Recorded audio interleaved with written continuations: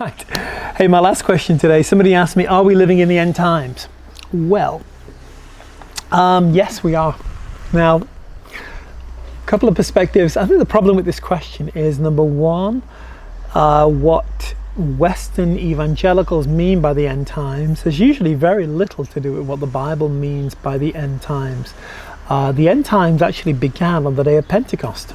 And the end times are not the last few years before Jesus returns, but rather the end of the age, this period. Paul talks about those on whom the end of the age have come. So we're living at the end of the age now. I absolutely believe that. Now, will this age end in 5 years, 7 years, 70 years, 700 years, or 7,000 years? I do not know.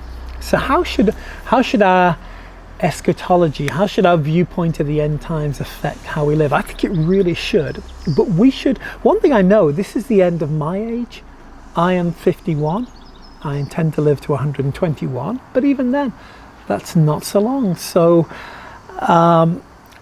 this is our end of the age. So rather than be looking at charts and numbers and trying to work out when this thing and that thing will happen, I think rather we should be putting the same diligence into inquiring, Lord, how should I live out this day?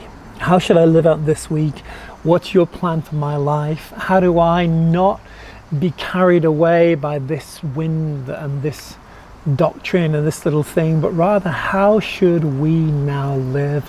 Lord, how do I live a life of worship? How do I share the gospel? How do I be conformed to the image of your Son? How do I live the life you desire for me to live right here, right now? And believe that we are living at the end of the age.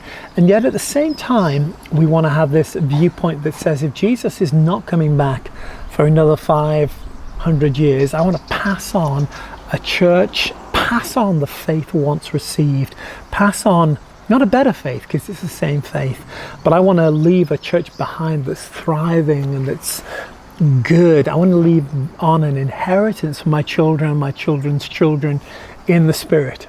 So end of the age, yes, amen, but I believe we should be, that should change how we live rather than looking constantly for signs and wonders. And again, rather than living in a basement with a tin foil hat. My motto for the day. Right, that's my 5 questions for this week, guys. I hope you've enjoyed that. Wishing you well. Have a great day, great week. Check out, I've got a whole back catalogue of question and answers there. And again, hit that subscribe button and do share these, if you will, with others who may need to hear them. God bless you. Thanks for watching, guys. Bye for now.